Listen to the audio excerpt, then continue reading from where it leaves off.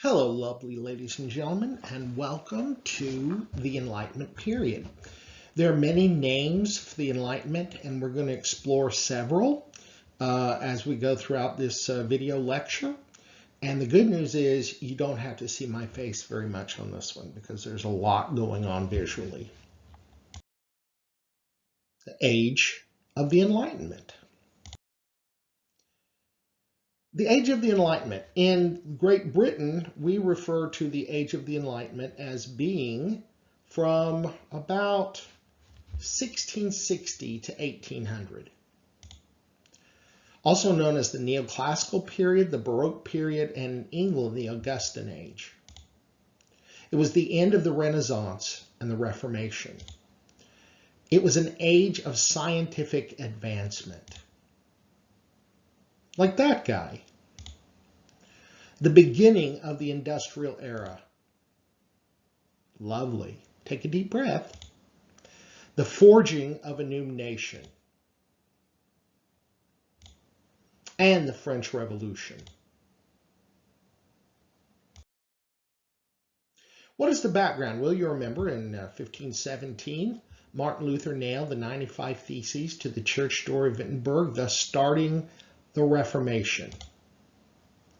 And there he is, when he was younger and he was an American actor. This is the beginning of the Protestant Reformation. Protestant means they protested what they saw as the corruptions and the abuses of the Roman Catholic Church, which was the only Christian denomination in Western Europe for 1,200 years. Reformation means that they wanted to reform Christianity to what they saw in the New Testament, a Bible-based faith rather than a church council and pope-based faith. And of course, if Luther could do it, so could Calvin, so could Zwingli, so could the Mennonites. All God's children's got Bibles, and everyone can start their own denomination. And they did. This caused religious wars. Catholics warred against Protestants. Protestants warred against Catholics. Protestants warred against Protestants. Catholics joined Protestants to war against other Protestants in a town in Germany called Münster.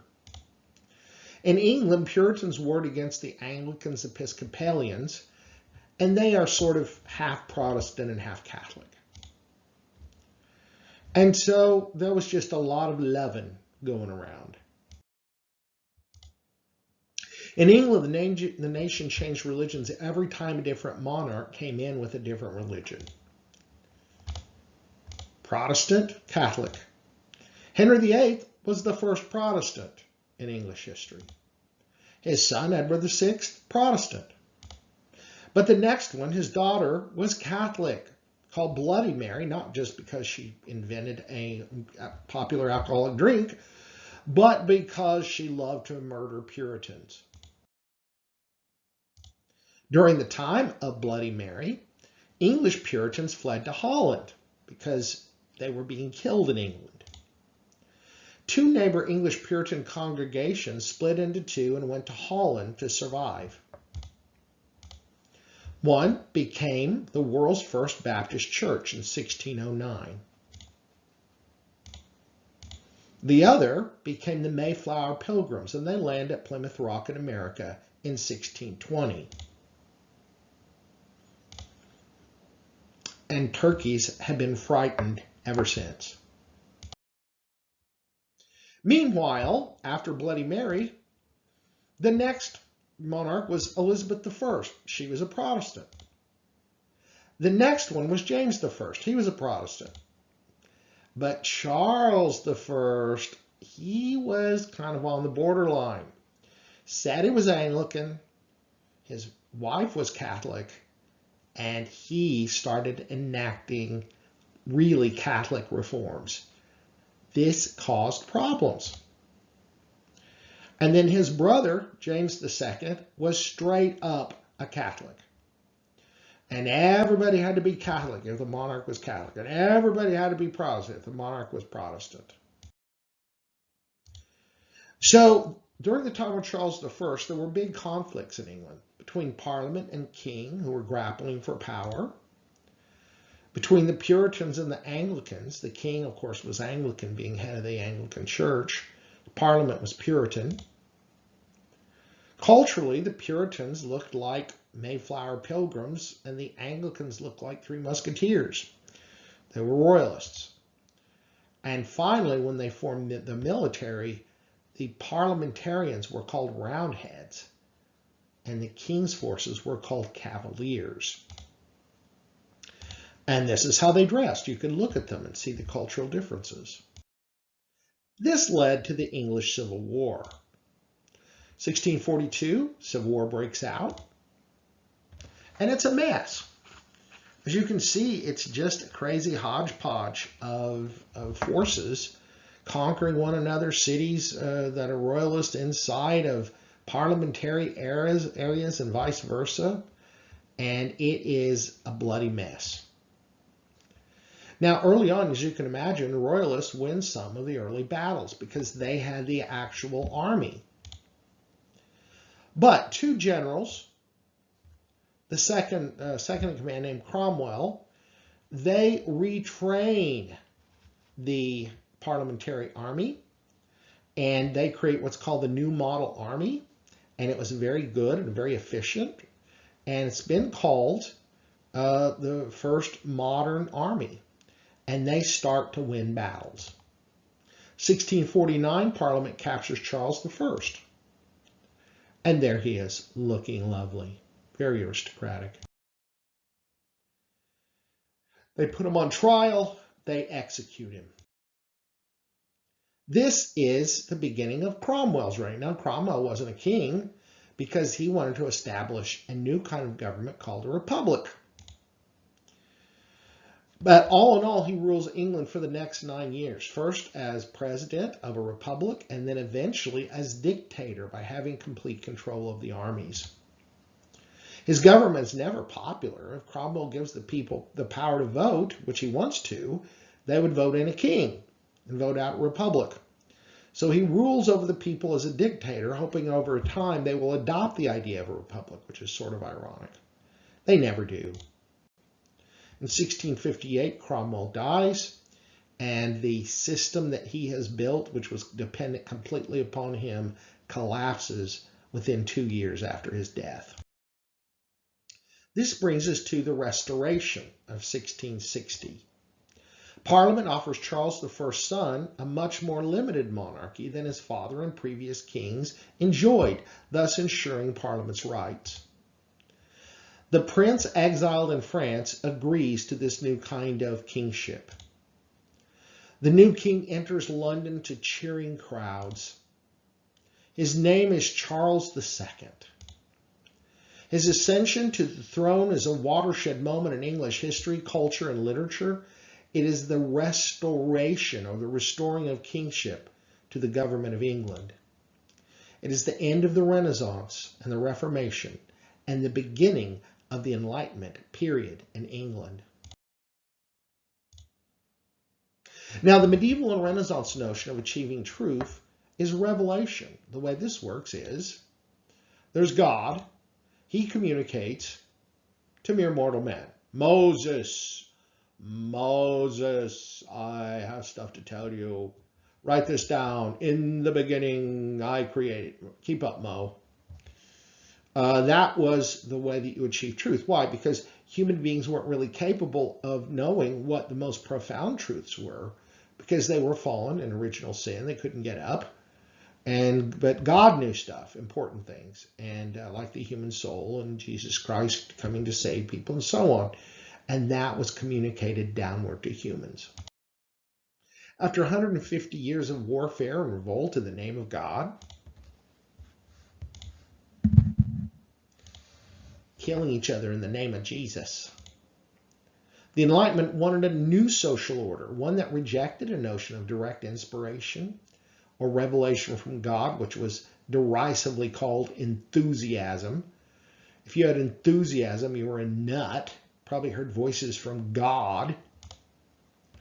In its place, they wanted enlightenment, achieving a higher moral and intellectual state through reason, logic, scholarship, and common sense, things everyone could agree on. The Enlightenment was an age of religious skepticism. Agnosticism, atheism, and cynicism become commonplace. Agnostic cemetery. Eh? Where are you going? I don't know. Are we going anywhere? I don't know. In England, after the Restoration, both Puritan and Catholic zeal become a laughingstock, ridiculed in satires, because they were devout. In France, during the Revolution, Christian churches were stripped of all Christian elements and renamed temples of reason. France became officially atheist. Throughout Europe and America, a new view of God emerges. Deism. Deism is simple. God exists. Here's God. Hi, I'm God. God set the world to spinning like a top, like a dreidel, like a disco ball. And then God backs way off. Enjoy this moment. I had to work hard on this. Here's God backing way off. See ya. I'm way over here. A deist God is passive, impersonal, and distant. This is God at his computer. I will smite thee from a very great distance and indirectly. Even that's probably a little too active for a deist God. Enlightenment thinkers focus less upon what can be known about God through the Bible, and they focus more upon what can be known about God through observing the natural world of the universe. In other words, how do you learn about the Creator? You study the creation. Jean-Jacques Rousseau and William Paley, among others, viewed the universe as a kind of intricate watch, and therefore they made a teleological argument for the existence of God as a kind of divine watchmaker. The idea is if you were walking along a beach and you saw a watch, you would pick it up and you would know by its intricate mechanisms that someone made it. How much more, they argued, is the intricacy of the entire universe. Therefore, anyone can reason that by what's called natural philosophy, God exists, or natural theology. This mechanism, this mechanistic view of God's role in the universe supported a rational view of religion, free of mysteries, miracles, and the supernatural. Some thinkers, led by Dutch philosopher Baruch Spinoza, believed in pantheism, which is the notion that God and nature are the same thing. This view might seem familiar to modern moviegoers. Luke, the book of Luke. Kidding. Obi-Wan Kenobi. The Force is an energy field created by all living things. It surrounds us and penetrates us. It binds the galaxy together. And this is Darth Vader doing the pantheism dance. The pantheism dance, yo. The Enlightenment notion of achieving truth is not divine revelation, but enlightenment. Human reason and common sense propel the mind to truth. Like the eureka moment when the apple hit Isaac Newton on the head. So according to the story, Isaac Newton, who was already a brilliant mathematical scientist who was trying to understand the mysteries of the universe, sat down under an apple tree. Some people say it was a hazelnut tree or some kind of nut tree. While he was under the tree, an apple fell. It may have hit him on the head. It may have hit near him. But the point is, he began meditating on the apple. Boink! And he wondered for a second, what caused that apple to fall? And then he thought, what if it's not falling? What if the apple is being drawn, like by a giant vacuum cleaner, to the center of the earth?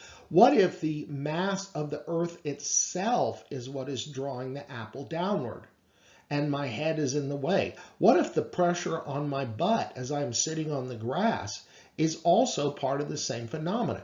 What if the moon circling the Earth is part of the same phenomena? What if the massive amounts of motion in the universe is all part of the same issue? Newton just invented a little thing called gravity, which he named from the Greek word, or the Latin word gravitas, which means serious or weighty. To the Enlightenment, reason, not faith, became the arbiter of all things. Reason and common sense, Thomas Paine, y'all, are something that an enlightened community can agree with and support, whereas actions based upon faith cannot be proven beyond doubt or agreed upon by an entire enlightened community. For example, a mathematical formula can be tested and agreed upon by the wider community. Now, I have no idea what it means, but smart math people would know. On the other hand, a divine command to blow up someone you disagree with can neither be tested nor agreed upon by the wider community. God told me to blow you up. Ah! Run! Ah! It's madness! God didn't tell you to do that. Enlightenment thinkers adopt empiricism, espousing the idea that theories should be based upon human observations and experience, especially when verifiable with the five senses. Empiricism leads to the development of the scientific method. Make an observation of some aspect of nature, for example, comets. Formulate a question. What is the pattern in the appearance of comets? Form a hypothesis. The arrival of comets can be predicted. Conduct an experiment. Analyze the data. Draw a conclusion. Edmund Halley accurately predicts the arrival of Halley's comet. And there it is. It's always spectacular in every generation, except our generation, and no one could see it, except I did very briefly, and it was a dud. It was a dud. The Enlightenment, an explosion of scientific knowledge. William Harvey figured out the function of the heart, veins, and bloodstream. Robert Boyle discovered chemical elements, was the father of chemistry.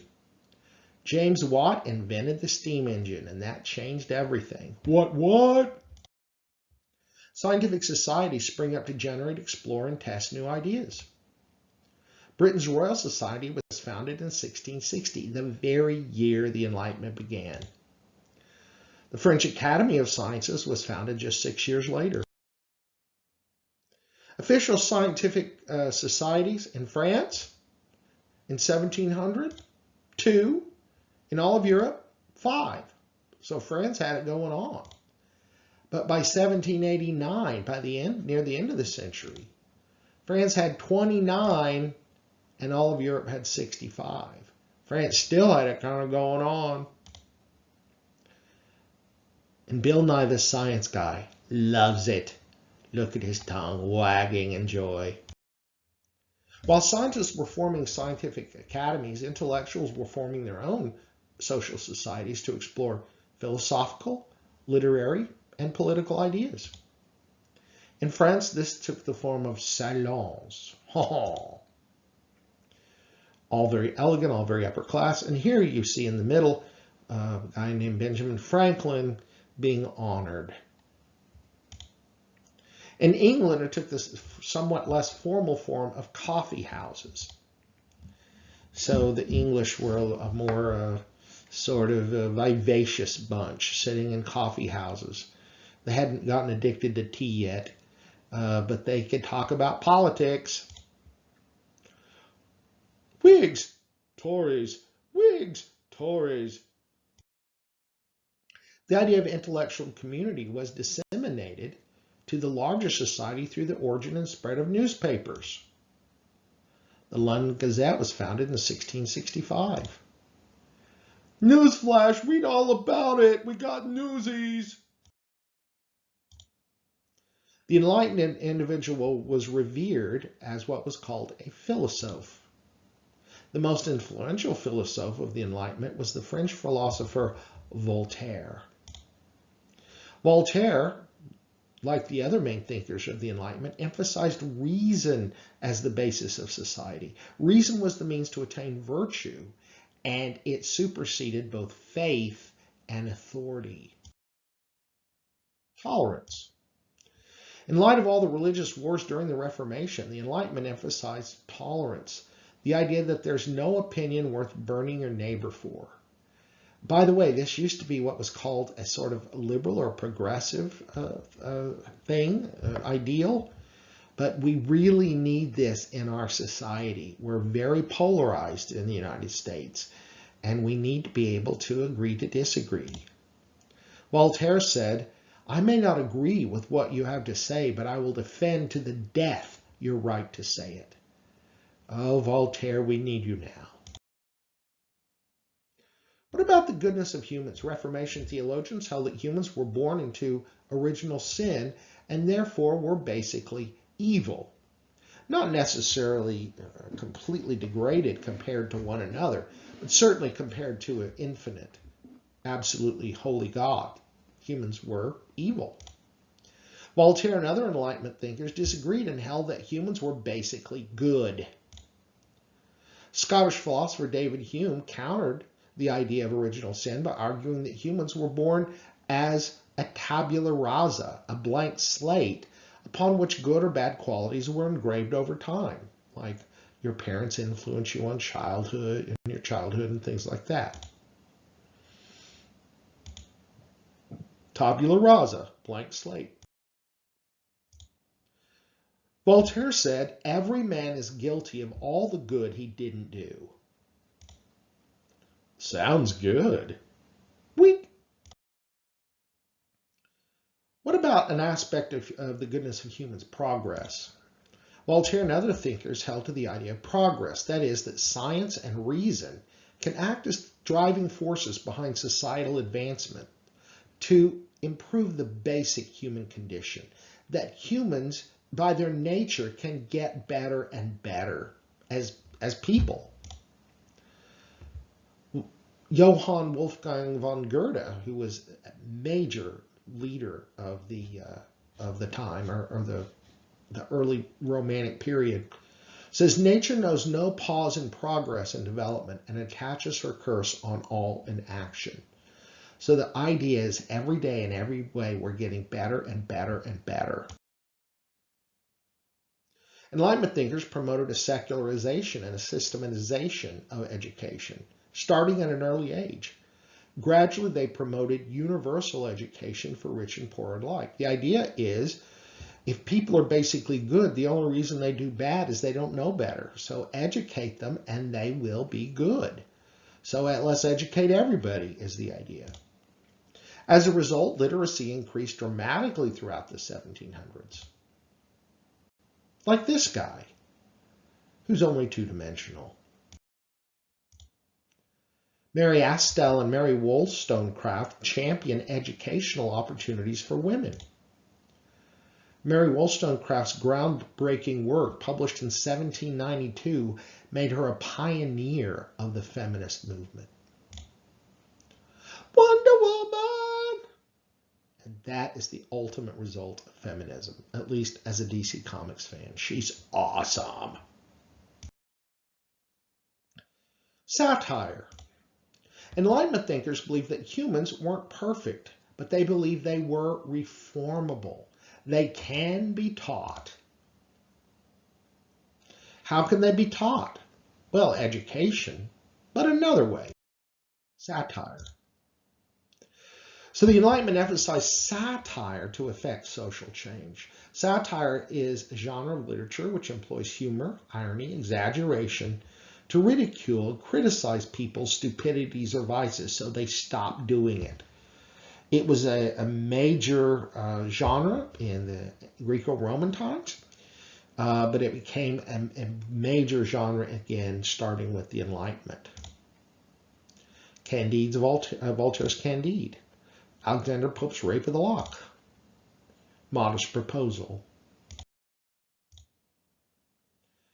This is carried down to today, I think you can see. Satire is a force in our society. In literature, it was an age of rules. Unlike the Renaissance writers, the neoclassical writers strictly adopt the Greco-Roman rules of writing. Essays must have an obvious thesis, logical arguments, and clear, direct, concise, and well-organized writing. Does that sound familiar? The first dictionaries were written. Rules for spelling and grammar were formalized.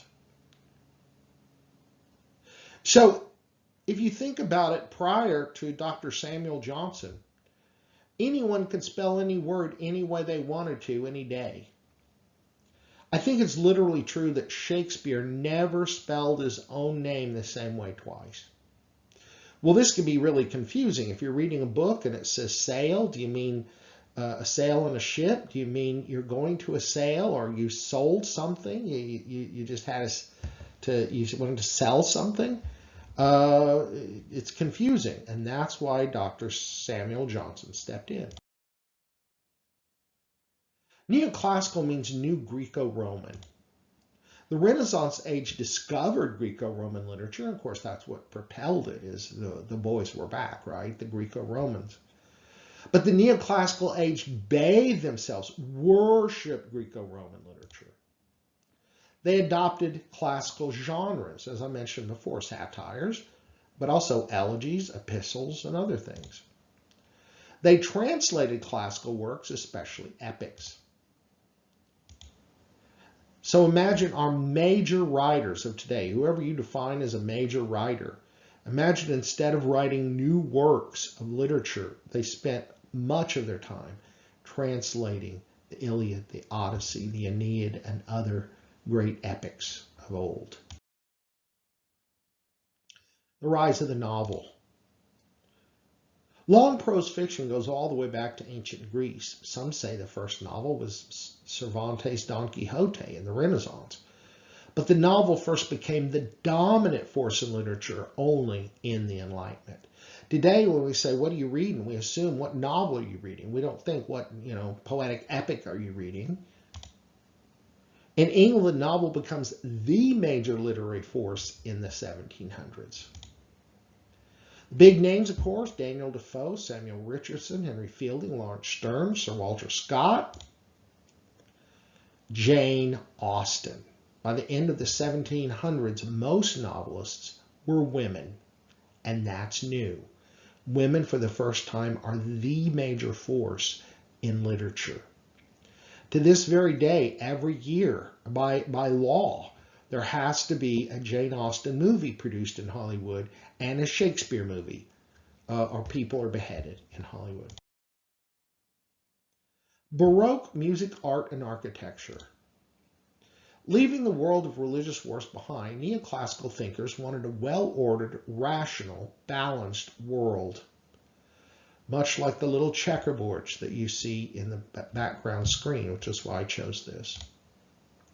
They wanted a world where music was methodical and moderate, where each musical phrase on one side was repeated on the other. Back and forth in perfect balance and symmetry.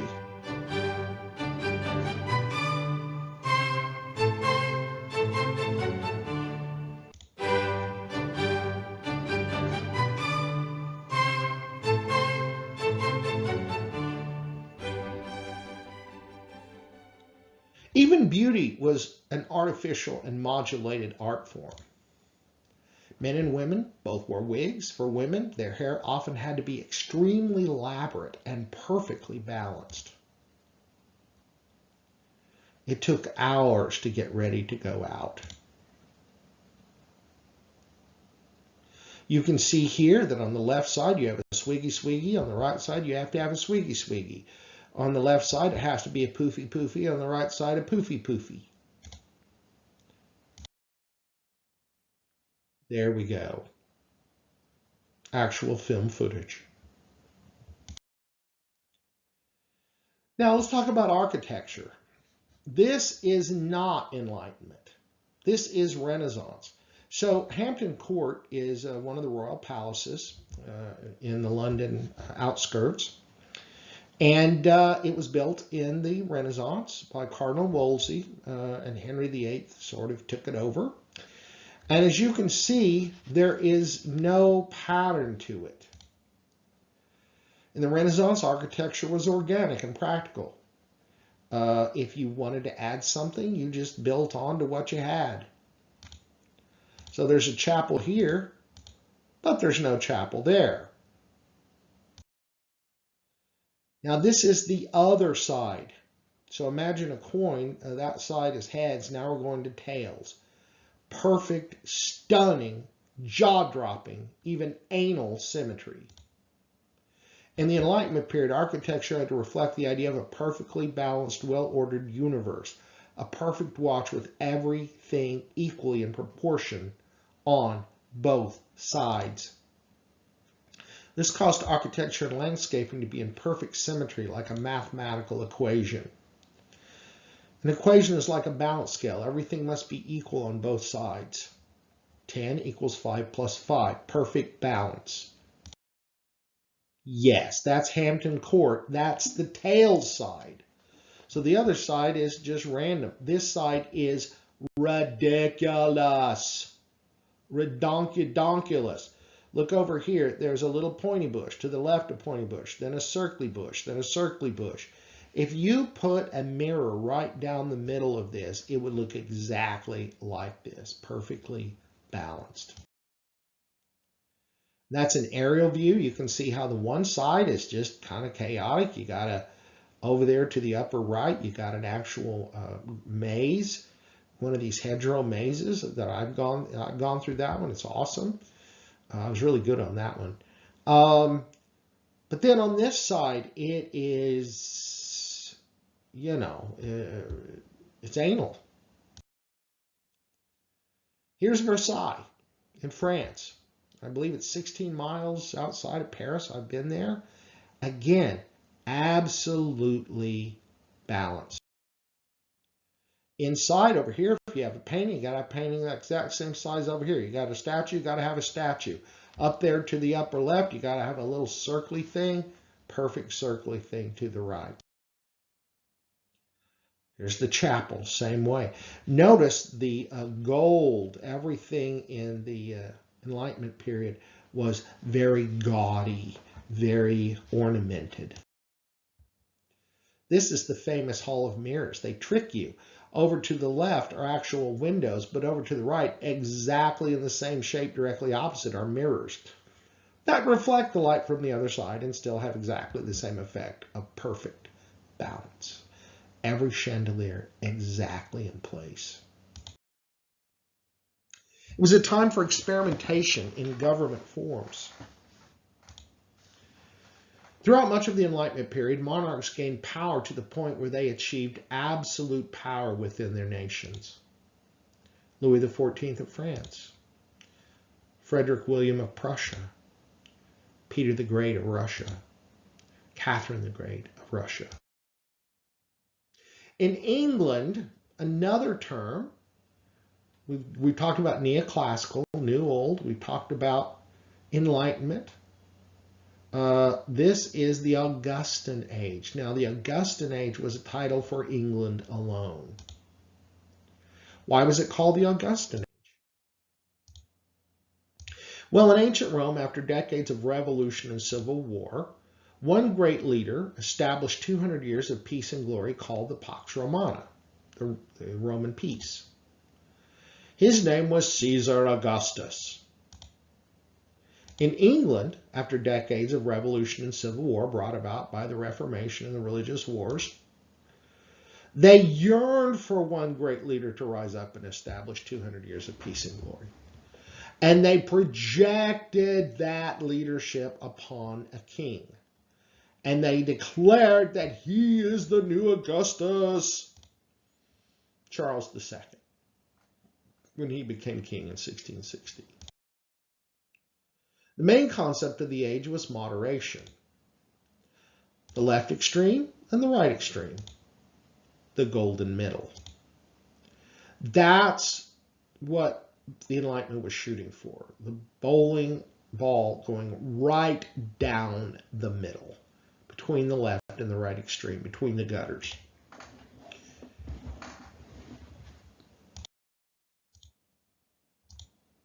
Religion. The right extreme was Puritanism, a personal God who would whisper in your ear, Milton, I want you to write Paradise Lost. I want you to kill the king and cut his head off. The left extreme, skepticism, no God, there's no God. The middle way, deism. There is a God, he's just not around right now. He wants you to live right, but he's not going to enforce it. So it's kind of a middle way. Human nature. Man is evil, Puritans. Oh, and John Locke. Man is good. This was the main Enlightenment position. But some of the best and brightest thinkers of the Enlightenment period held a middle position. Man is reformable. This is often assumed in Enlightenment. Emphasizes Plato's idea that if a person knows the good, he or she will do it. This emphasizes education and satire. Religion. The right extreme is Catholic oppression. If you want to go back to the bad old days, according to the Protestants, you would be under Catholic rule. The left extreme is Puritan anarchy. Puritans came along and said, Catholics are bad, and then everything went to crap and everyone started shooting each other. The golden middle is reason and order. 1678, there was a popish plot where the Catholics may have been trying to kill all the people in authority in England. And this caused the Parliament to make demands. They said, Sir, Charles II, your brother is a Catholic. We want you to sign a thing saying that no Catholic can ever be king. Throw your brother under the bus because Catholics are cray-cray. They're trying to kill us. Charles II, who notoriously never had a spine, on this occasion grew a spine. And he said, no, let's have a middle way. The middle way is anyone can be a Catholic as a monarch, but they can't stock the army with Catholics, and therefore it becomes a dictatorship. And they can't stock the government with Catholics, and therefore it becomes a dictatorship. And they can't cause people to worship as Catholics. They would have to be a private Catholic. The Parliament said, not good enough. Charles II said, okay, let's go to war. Let's have anarchy. How about that? Parliament said, okay, we'll sign this thing. 1688, the Glorious Revolution happens. Why? Because that same guy grew up to be James II, and he was a Catholic. He wasn't a private Catholic like the law said. He was a public Catholic. He tried to change religious rules so everyone had to worship like a Catholic. He tried to stock the government with Catholics and the army with Catholics so that he could be a dictator. Parliament said, maybe we should go to war and overthrow him. But if we do, that's anarchy. So we don't want tyranny of Catholicism. We don't want anarchy. What if there's a middle way? So what they did is they went to this guy's daughter. And she was a Protestant. And she was married to a duke who was Protestant. And they said, here's the deal. We'll sneak you in. We'll crown you as king and queen. Everyone will support you. The king will have no one on his side. He will run away, and it will be a bloodless revolution. It's not war and anarchy. It's not, Catholic oppression. We got our Protestant back. What do you say? They did that, and that was the 1688 Glorious Revolution. And William and Mary were the new monarchs. The Bill of Rights in 1689, as they chased the old king away, Parliament guarantees their rights. They establish a limited constitutional monarchy. They said, William and Mary, you want to come in? You have to be more or less a figurehead. England is now a republic. That's what Milton had wanted. That is what Cromwell had wanted. But now it has come to pass.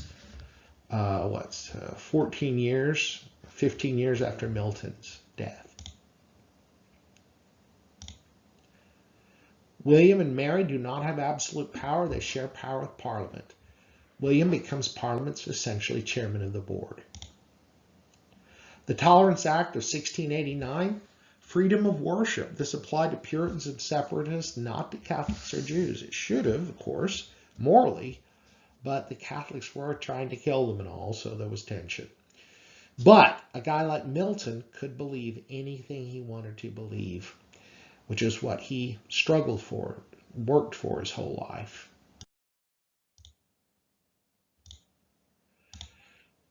This was the rise of political parties. On the one side were the liberals, called the Whigs. The other side, the conservatives, the Tories. The conservatives, of course, were the kings, the royalists, the Anglicans, old aristocracy, landed gentry, country clergy.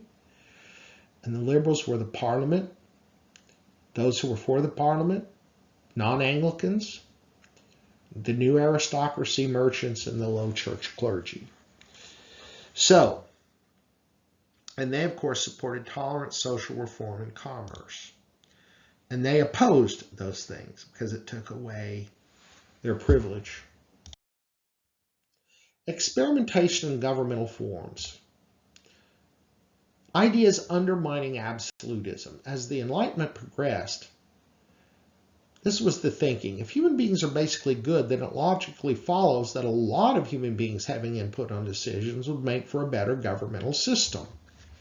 So, republicanism, democracy, even proto-communism. In England, there was a group called the Diggers that were sort of proto-communists. The English Civil War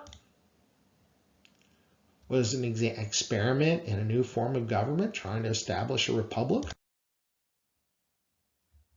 Thomas Hobbes, the English philosopher, defined the social contract theory, which emphasized the equality of all human beings and their consent in being governed. So it's not that God gave the power to a divinely appointed king to rule over us peasants.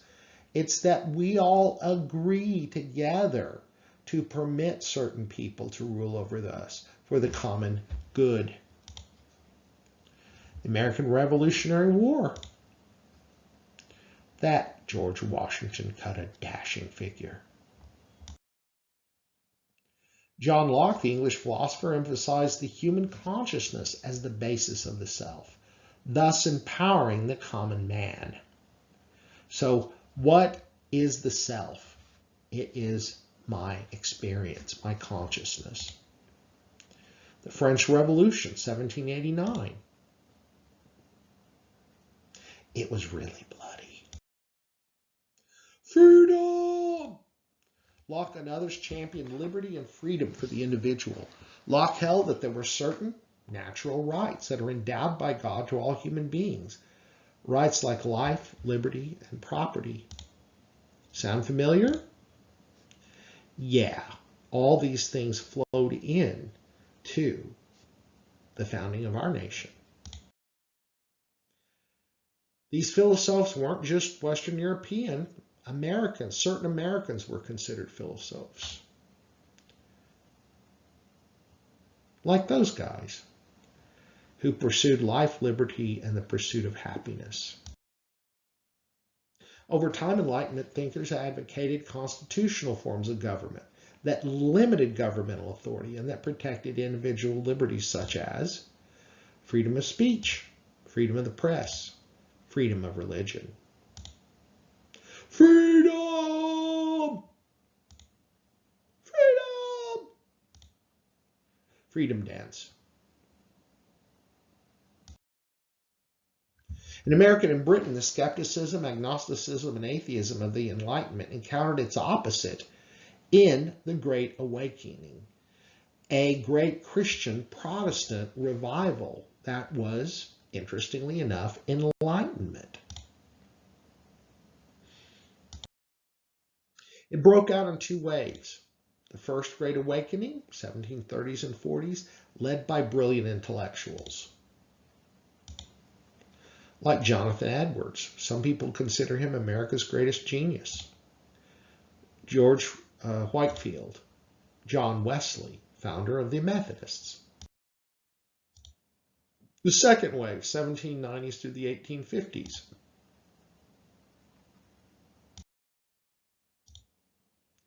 These revivals dramatically affect British and American politics, morality, and culture for the next 2 centuries. They are direct ancestors of the modern evangelical movement and the megachurch. Despite Western civilization moving into a post-Christian worldview, 75% of Americans still identify themselves as Christians. And that, ladies and gentlemen, is the Enlightenment. What a show! What a performance! Dance it, Hamilton, dance it, showing off those little tails there. Thank you for watching. Go out, be enlightened, and be reasonable.